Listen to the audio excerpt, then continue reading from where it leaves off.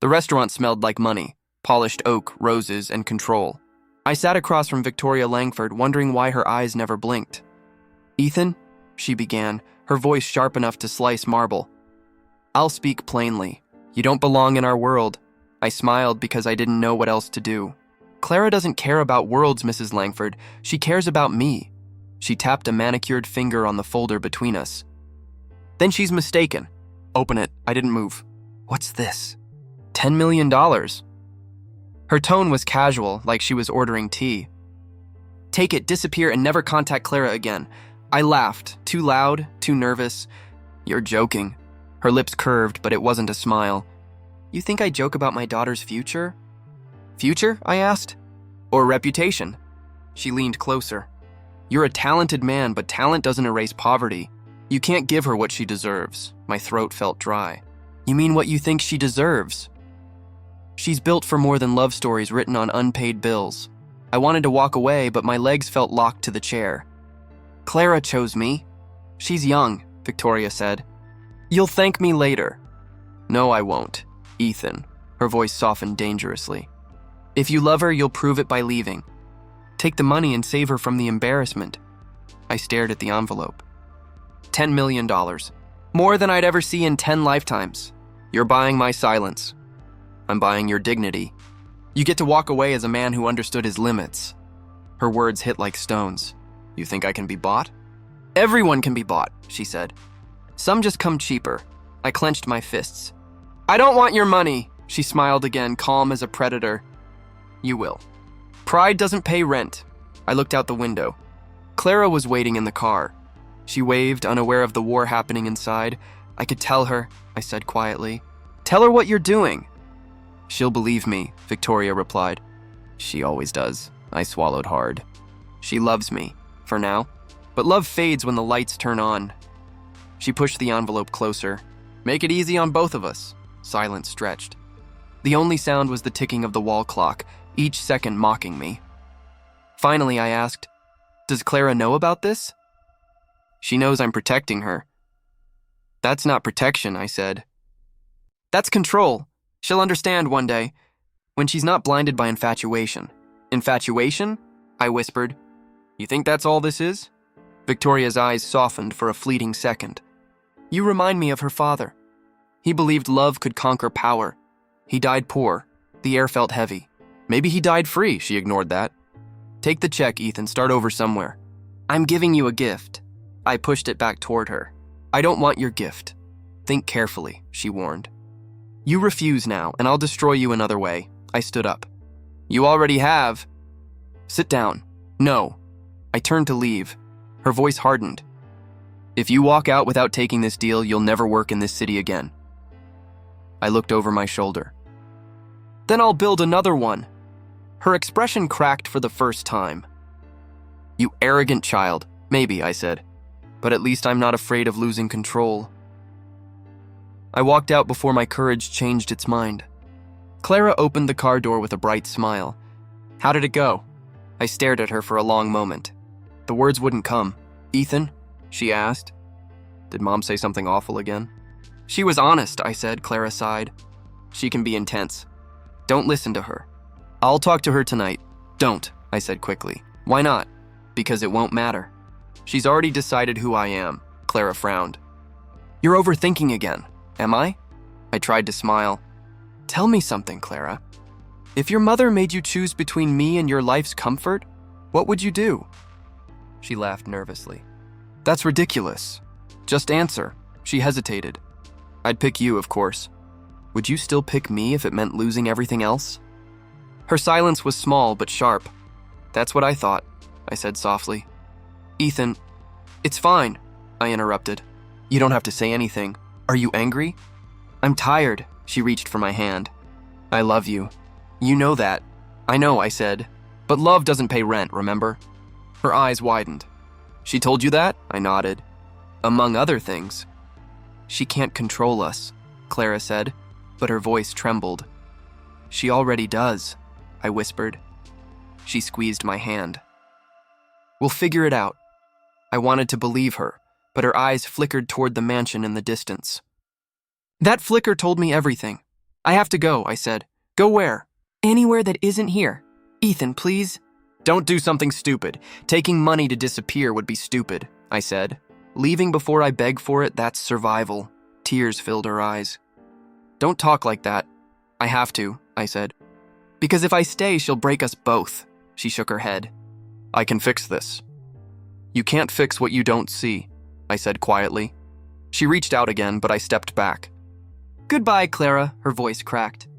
This isn't goodbye. It always was. I turned away before I could change my mind. The night air hit me like cold truth. I walked until her voice disappeared, until the lights behind me blurred into ghosts. At the end of the street, I opened the envelope I'd refused. She must have slipped it into my coat while I wasn't looking. The check gleamed under the streetlight, 10 million reasons to forget her. I stared at it for a long time, then folded it in half. You'll regret this, Victoria, I murmured. But not because I'll hurt you, because I'll prove you wrong. The city hummed around me, loud, alive, uncaring. Somewhere between heartbreak and fury, something inside me caught fire. I didn't know it yet, but that night wasn't the end of love. It was the birth of revenge. The apartment walls were cracked like my spirit. Paint peeled off in flakes, and rainwater dripped through the corner near the window. I spent nights staring at my old sketches, half-drawn towers that went nowhere, much like my life. Noah knocked one evening, loud and impatient. Ethan, you alive in there or just pretending again? I'm alive, I said, though I wasn't sure it was true. He pushed the door open. You look like a ghost that lost a fight. Maybe I did. He scanned the sketches scattered across the floor. You're still drawing the same building? Old habits die harder than pride. Langford Tower, he muttered. You should burn it. I can't, I said. It's the last thing I made before everything fell apart. Noah sat on the couch that squeaked like it hated visitors. You need to stop letting her live in your blueprints. She's gone, I replied. Married some investment brat her mother approved of. Then bury her with the rest of your past. I smiled weakly. You make it sound easy. I didn't say it's easy, he said. But it's necessary. Silence filled the room except for the sound of dripping water. Noah sighed. Look, I met someone who might help you. His name's Gabriel. Used to be one of the best architects in New York before he retired. He teaches design at the community center. I'm not in the mood for pep talks. This isn't a pep talk, he said. It's a door. You can either open it or keep staring at these walls until they cave in. Why do you even care? Because you're my friend. And because you're wasting something good. I looked down at my hands, calloused, ink-stained, trembling slightly. Fine, I'll meet him. The next morning, Noah dragged me to the community center. The building looked older than my regrets, its sign half rusted. Inside, a few students bent over drafting tables. At the center stood an older man with silver hair and glasses perched on his nose, sketching effortlessly. Noah nudged me. That's Gabriel. The man looked up. You're late, he said before I could even speak. I wasn't aware we had an appointment, I replied. You do now, he said, gesturing at a stool. Sit. I sat, unsure whether to be amused or irritated. Ethan Hale, right? Yeah, how did you— Noah told me you were stubborn, broke, and heartbroken. So I looked you up. You designed the Langford concept, didn't you? Once upon a time. He studied me for a long moment. You know what your problem is? Only one? I asked. You draw like you're begging for permission. I frowned. Excuse me? You draw safe. Straight lines. Careful angles. You design like someone afraid to offend the gods of money.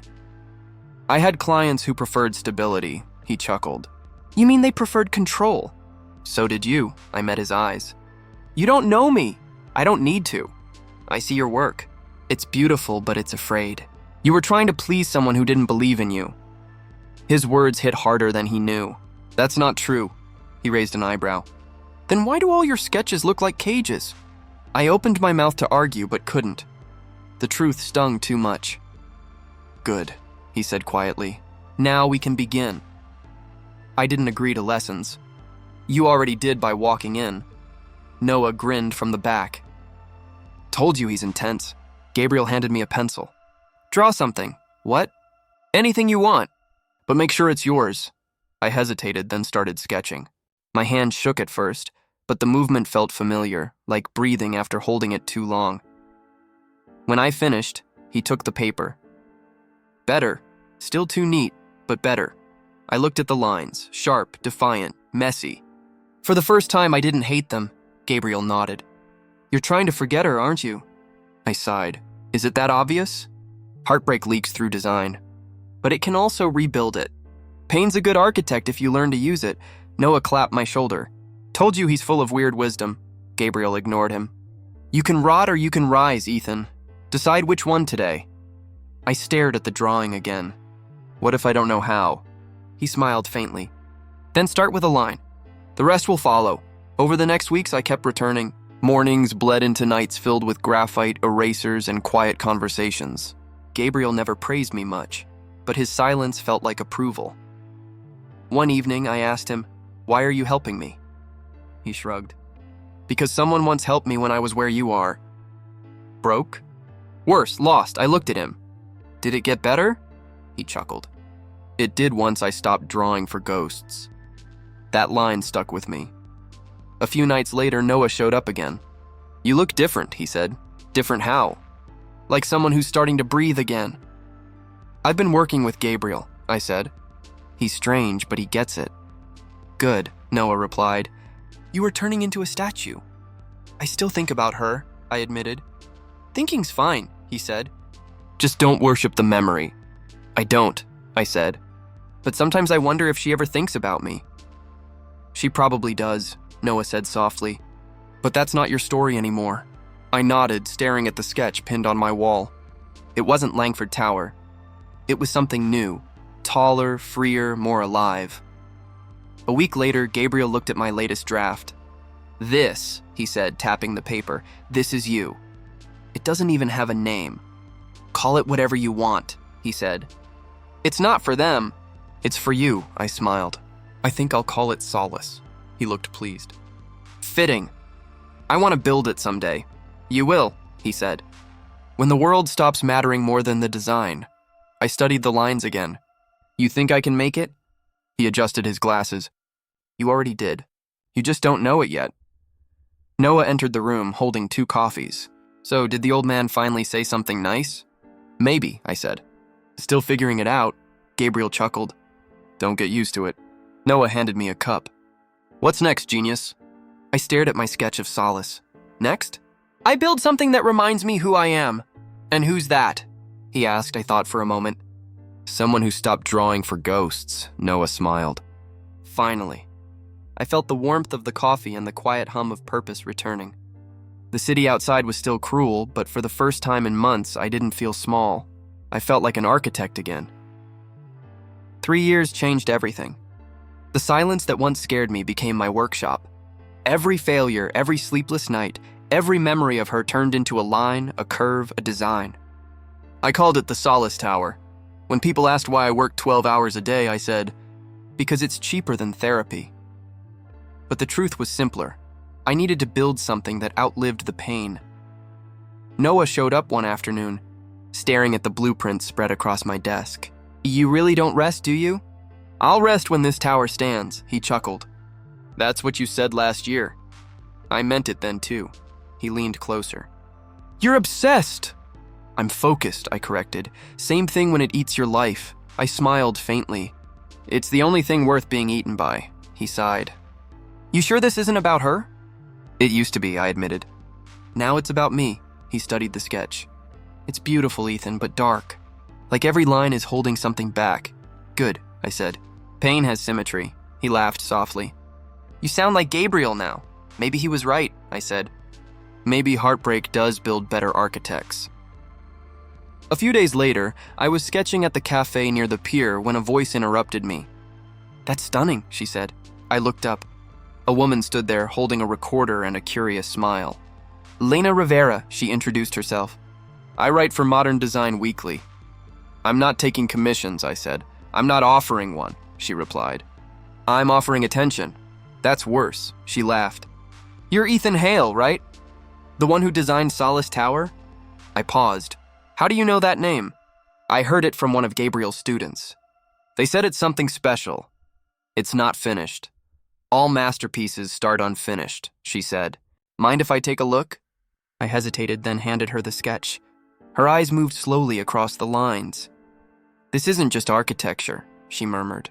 It's revenge carved in steel, I blinked. Excuse me? Look at it, she said.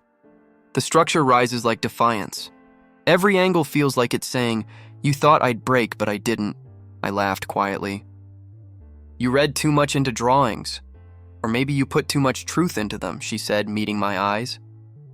Who hurt you, Ethan? Wrong question, I said. Who built me? She smiled. You want people to feel something when they see this, don't you? I want them to remember that pain can be art. That's your quote, she said, pulling out her recorder.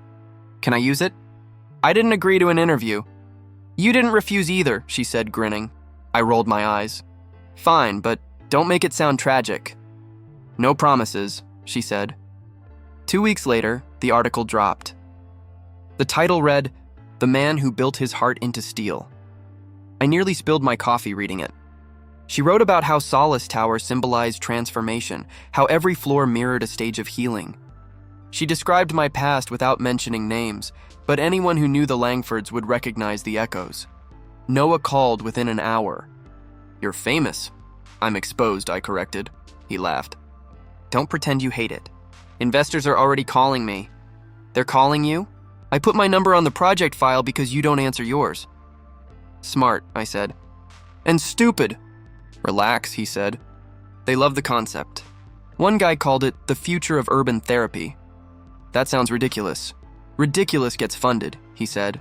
By evening, my inbox was full. Architects, investors, magazines. I ignored most of them until Gabriel called. So, he said, voice calm as ever. You finally built something worth feeling. I didn't expect it to blow up like this. That's what happens when you stop building for ghosts, he said. I smiled. Lena called it revenge. She's half right, he replied. It's forgiveness, disguised as ambition. I don't know if I've forgiven anyone, I said quietly. Then keep building. Forgiveness comes with structure. A month later, Lena visited my studio again. You owe me coffee, she said. I owe you a headache, I said. My phone hasn't stopped ringing since your article. You're welcome, she said, sitting down. People need stories like yours. I didn't want to be a story. Too late, she said, smiling. You're the man who rose from ashes. They love that. I don't care about love, I said. She tilted her head. Then what do you care about? Respect. And silence. Silence doesn't sell, she said. But mystery does. Tell me, are you really building Solace Tower? Yes, I said. I just need the right backer. You'll get it, she said confidently. People love a comeback. It's not a comeback, I said. It's a beginning, she nodded slowly. And when it's done, I'll climb to the top, I said. And finally breathe, she smiled. You talk like someone who's been underwater for years. I have, I said. But I'm learning to swim. By winter, the project was approved. The investors called it visionary. I called it therapy with scaffolding. During one meeting, a developer mentioned the Langford company had expressed interest in the design. I froze. Langford? Yeah, he said. Apparently, their CEO saw the article and wants to meet the designer. Should I arrange it? I forced a calm smile. Not yet. Let her wonder who I am first, he nodded. Playing hard to get? No, I said softly. Just letting karma take its time. That night, Lena dropped by again. You're avoiding the media. I'm building, not talking. You know what they're saying, right? I try not to. They say Solace Tower is a love letter written in revenge. I looked at the half-built model on my desk. Maybe it is, she stepped closer. You don't have to prove anything to them. I'm not proving it to them, I said. I'm proving it to myself. She studied me quietly. You're stronger than the man I met months ago. I had to be, I said. Weakness doesn't build skyscrapers, she smiled softly. When it's done, I want the first interview. You'll get it, I said. But no headlines about pain, she smirked. Fine, then we'll call it what it is, a masterpiece. For the first time, I didn't argue. I looked at the towering model in front of me, glass, steel, and stubborn hope, and said, yeah, maybe it is. The summit hall glowed like a cathedral of glass and ambition. Cameras flashed. Voices buzzed. My hands were steady, but my chest carried a quiet storm. When the host announced, "And now Ethan Hale, founder of Solace Design Group," the crowd applauded. I walked to the stage, my heartbeat syncing with the lights overhead. I began, "This project is not just steel and glass, it's a promise that pain can shape beauty." Slides of the Solace Tower appeared behind me. Every curve reflected defiance, every beam redemption. The audience gasped when the final image, an aerial view of the tower's crown, lit up the screen. I said, "I built this for those who were told they'd never rise." The applause felt endless. Cameras flashed like thunder.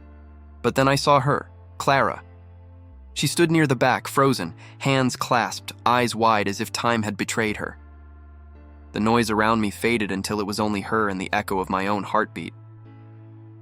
After the presentation, people crowded me. Architects, investors, journalists.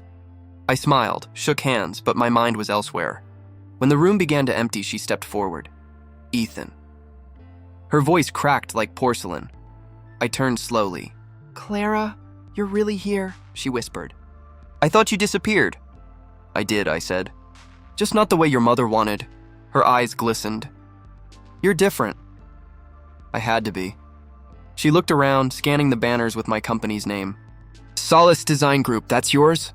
"It is." She took a step closer. "You're winning projects now, even against Langford Industries."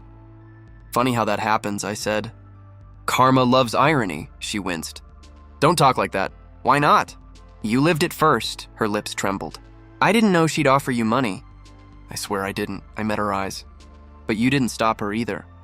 "I couldn't. She controlled everything," I interrupted. "Yes, I know. She told me that before handing me the check." Clara looked down. "I hated her for it." "Did you?" I asked quietly. "Because from where I stood, you looked relieved." She blinked fast. "That's not fair."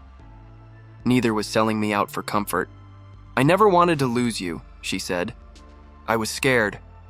"Fear doesn't excuse silence. I was 23. She snapped.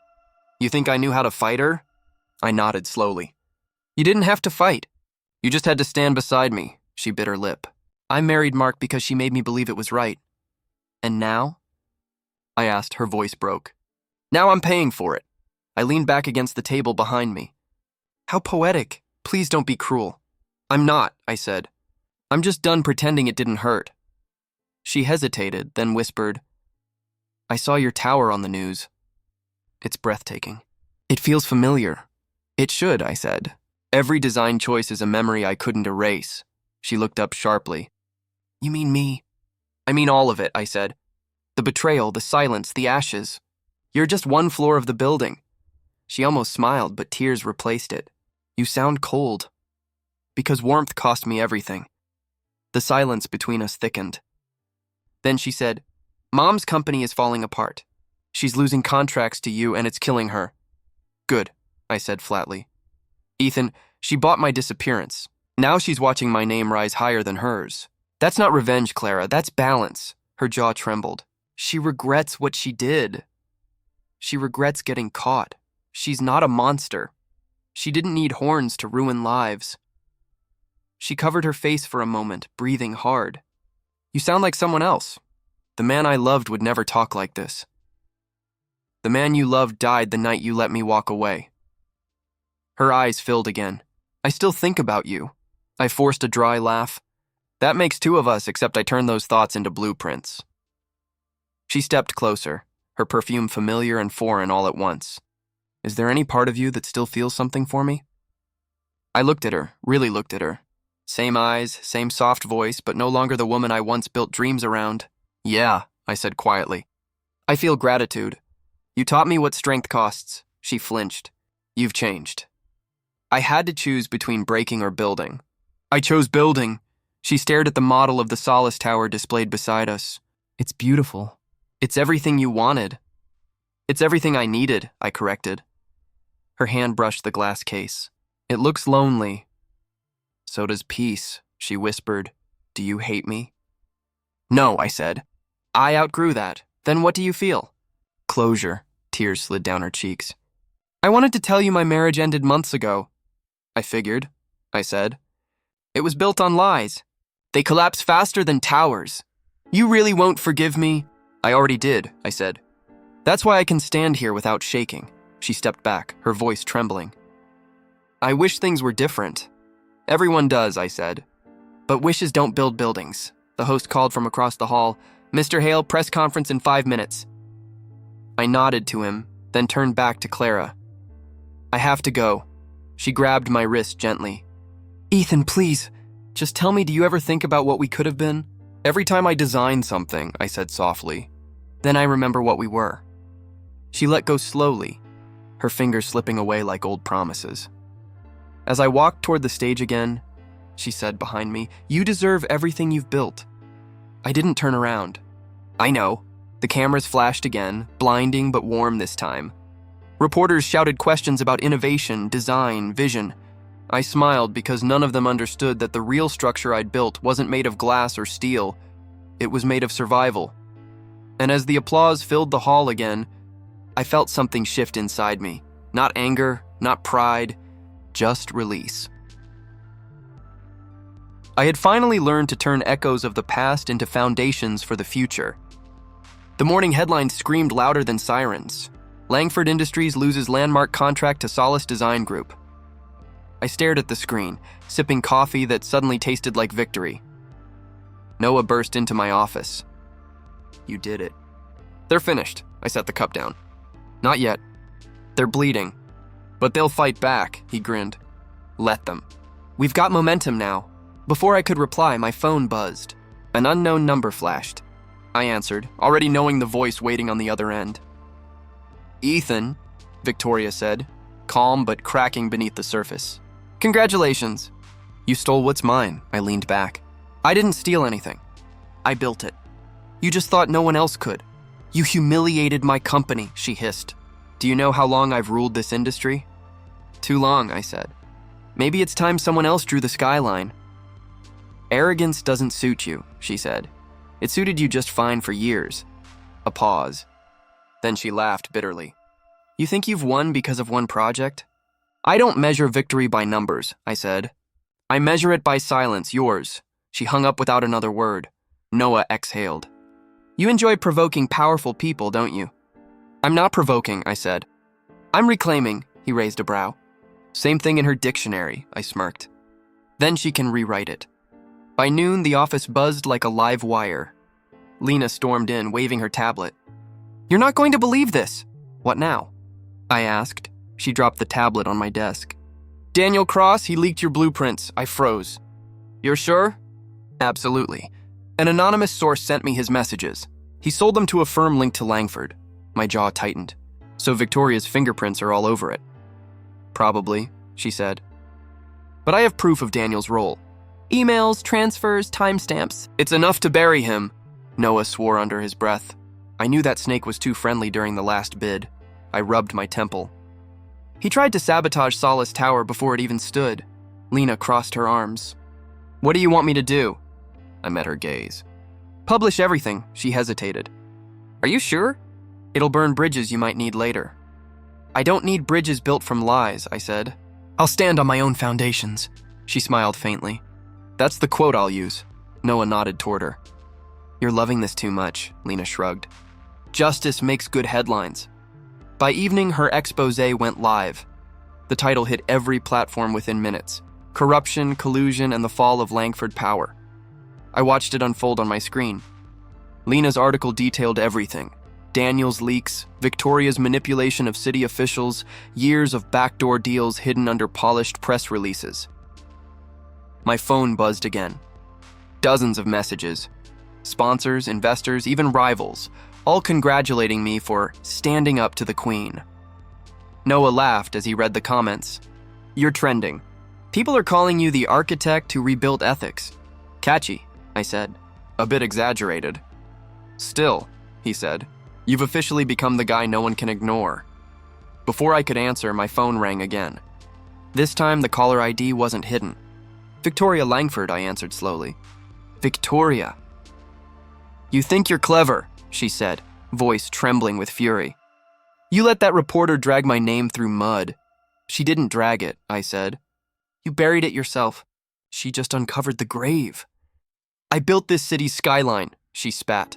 And you, some washed-up idealist, dare to challenge me? I didn't challenge you, I said evenly. You came after me first. I just built higher. You're ruining lives. Then maybe they were built wrong, I said. Her voice cracked. You don't understand what this means for me. Oh, I do, I said quietly. It means you finally know what helpless feels like. She went silent. Then softer. You've taken everything from me. I closed my eyes. No, I just took back what was mine. The line went dead. Noah exhaled. That sounded final. It was, I said. She's out of moves. Lena called a minute later. You okay? Fine, I said. Just surprised how fast empires crumble when truth knocks. She's finished, Lena said. But Daniel's threatening to sue me. Let him try, I said. Truth is its own defense, she chuckled. You really have a thing for poetic justice. I prefer balance, I said. Poetry's just the packaging. Later that night, I stood by the window of my office, city lights painting the glass with gold and blue. For the first time in years, I felt taller than the skyline. Noah joined me with 2 cups of coffee. You know, you could have destroyed her quietly. I don't do quiet anymore, I said. I tried silence once. It cost me everything, he nodded. And now? Now I speak through steel, he smiled. And the world finally listens. My phone vibrated again, a message from an unknown number. I opened it. You've changed. Maybe that's what scares me most. Clara. I stared at the text for a long time, then typed back, change is survival. I didn't send it. I just let the words sit there, glowing on the screen like a confession meant for no one. Minutes later, Lena messaged, you'll want to see this. She sent a link. Victoria's official statement. I clicked it. The press release was frantic, defensive. She called the expose a smear campaign orchestrated by envious competitors. But the comments section told another story. Hundreds of voices calling her out, posting evidence, mocking her denials. Noah whistled. That's the sound of a kingdom collapsing, I said quietly. It's the sound of truth echoing. He grinned. You've got a talent for one-liners. I've had years to practice, I said. As the city drifted toward midnight, I stepped outside onto the balcony. The air smelled of rain and iron. Down below, cranes still moved, my next project already rising. I whispered, solace wasn't revenge. It was a reminder. My reflection in the glass looked calm, almost foreign. The man who once begged for approval was gone. What stood there now was built from rejection, betrayal, and belief. Victoria had her empire. I had my masterpiece, and only one of them was still standing. When the news broke, I didn't smile. Langford Industries collapses after massive fraud investigation. The headlines were everywhere. TV anchors dissected her downfall like vultures picking clean a crown. Noah read one aloud, grinning. Victoria Langford, Queen of Steel, dethroned by her own empire. I looked out the window. Karma doesn't rush. It waits, he turned to me. You're not even happy? I didn't build solace for revenge, I said. Her collapse just came as a side effect. Still, he said, you have to admit it's poetic. Poetry is overrated, I muttered. Truth is enough, he sighed. You're impossible to celebrate with. Then don't try. Later that week, my assistant buzzed in. Orion Langford wants to see you, I paused. Her son? Yes, should I send him in? Let him. Ryan entered, looking nothing like the empire he came from. Shirt untucked, eyes hollow. Ethan, he said quietly. Thank you for seeing me. I gestured to the chair.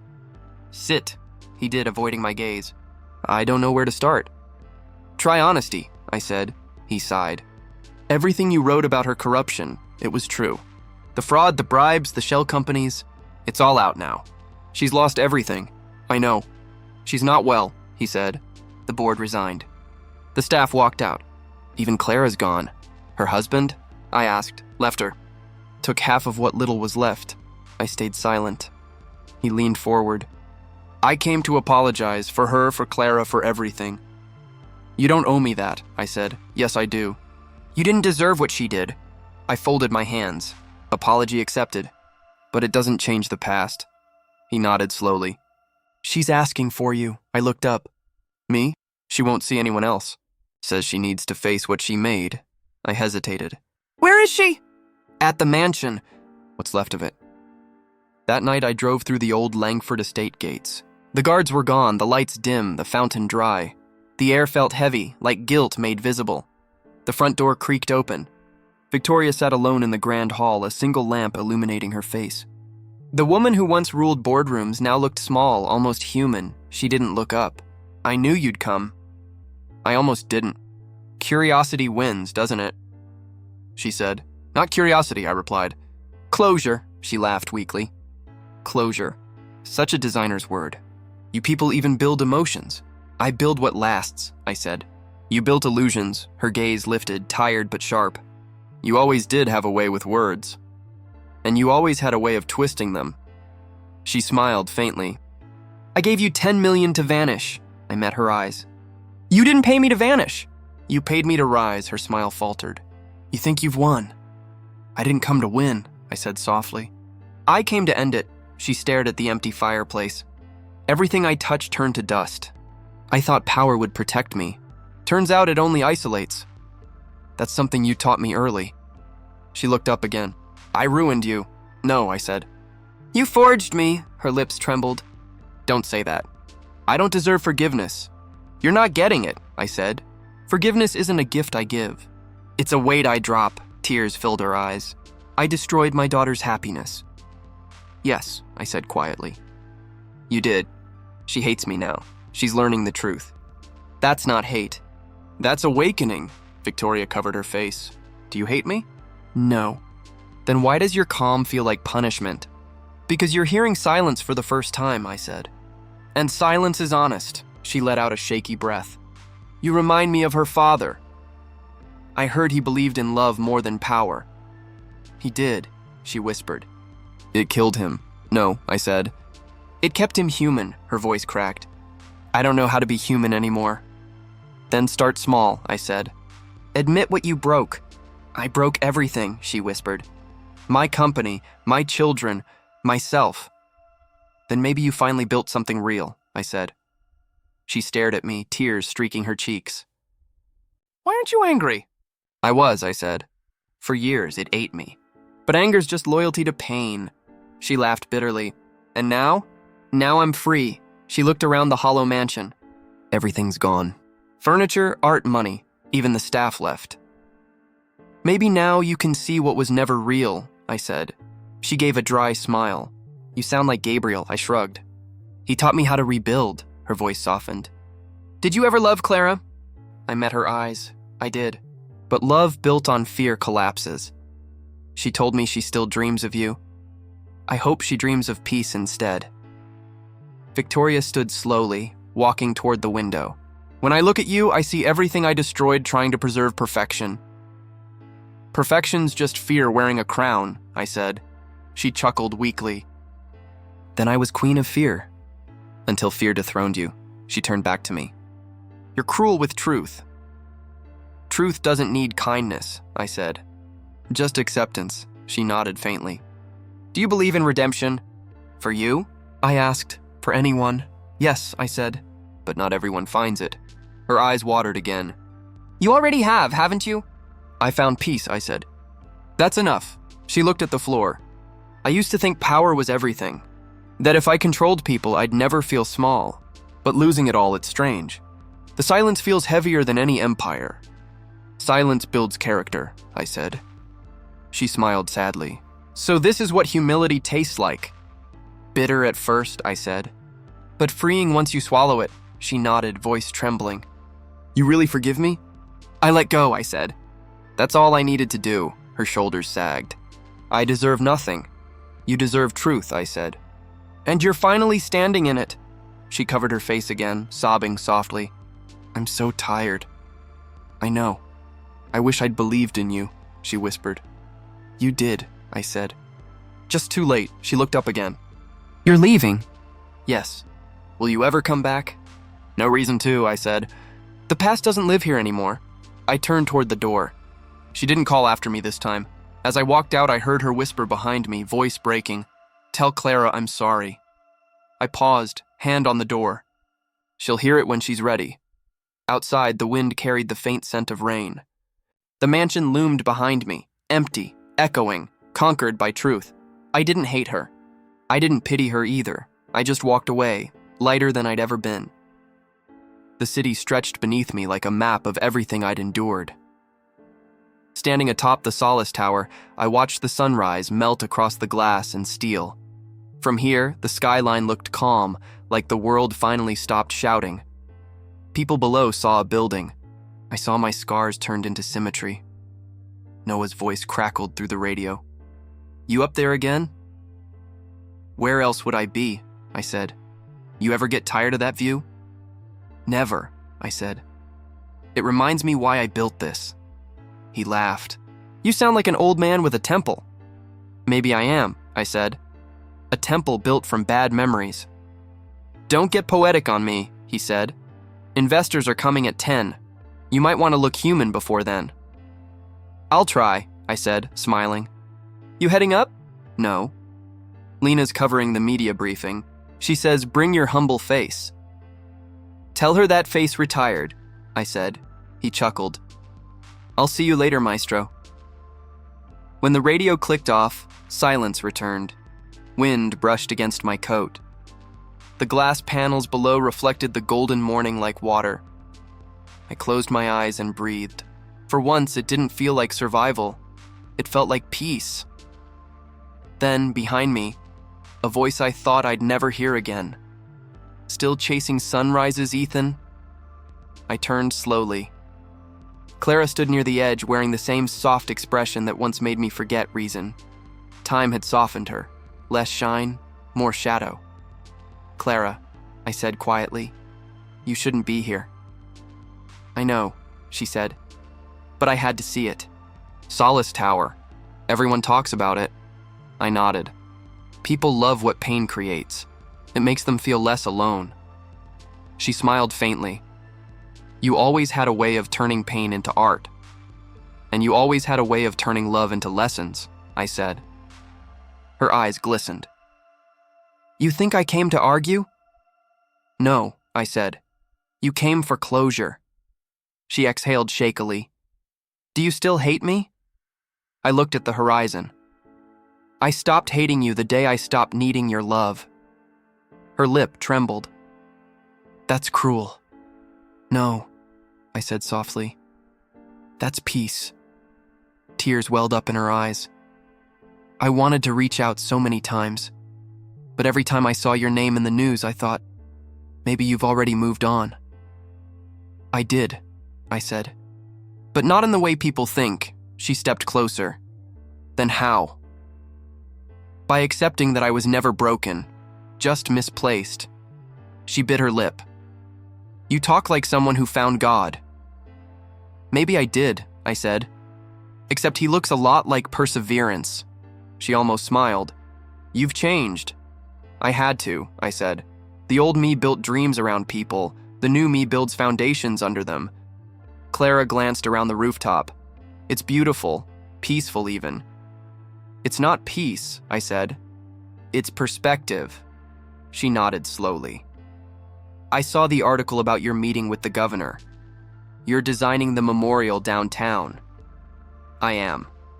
"Doesn't it scare you, being this visible again?" "Not anymore," I said.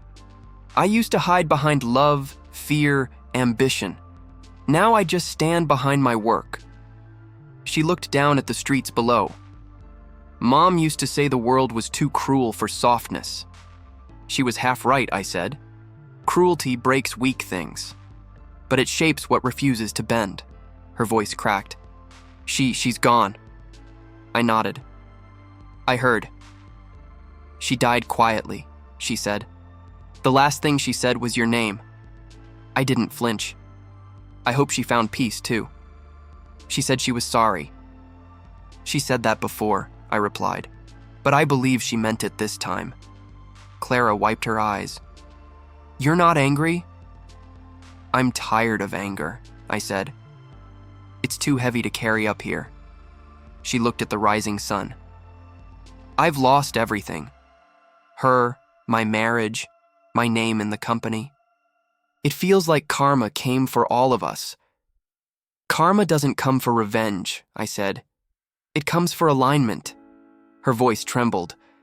Then maybe this is alignment. Maybe I was meant to see what I destroyed. You didn't destroy me, I said gently. You just redirected me. She stared at me, tears streaming. Do you ever miss us? I miss who I thought we were, I said. But that version of us couldn't survive the truth. I loved you, she whispered. I know, I said. But love without courage collapses. She nodded, eyes distant. I wanted to be brave back then. You are now, I said. It takes courage to face someone you broke. Do you ever wish things were different? She asked. They are, I said. For me. She gave a sad smile. You sound free. I am. She walked closer to the edge, watching the city below. Do you think I'll ever find peace like you? You will when you stop looking for forgiveness, I said. It starts with forgiving yourself. She took a deep breath. I don't know if I can. You can, I said, but it takes time and silence. The wind brushed between us, cold but gentle. For a moment, it felt like the world was listening. She turned back to me. You really built this from nothing? Not nothing, I said. From everything I thought I lost. Clara stepped closer. You're incredible, Ethan. I shook my head. Just persistent. You don't give yourself enough credit. Maybe. But I don't need it anymore. Her voice softened. I wanted to thank you for not destroying us publicly. You could have? I didn't need to, I said. Silence was louder. She laughed weakly through tears. Still poetic. Still honest, I said. She looked around one last time. You built beauty from betrayal. That's something I could never do. I didn't build beauty, I said. I built truth. She swallowed hard. And what about love? I still believe in it, I said.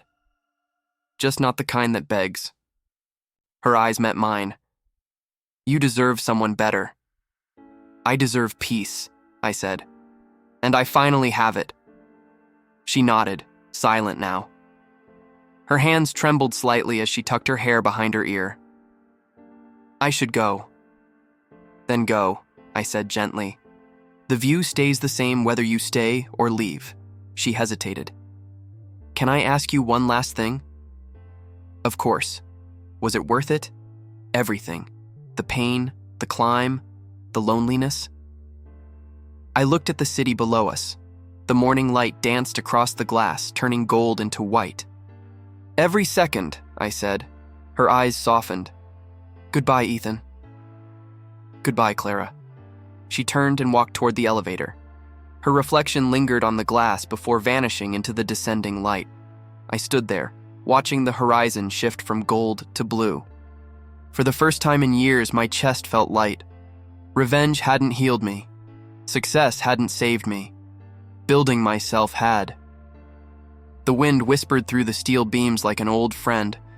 I closed my eyes and smiled, and in that quiet morning light, I finally found peace.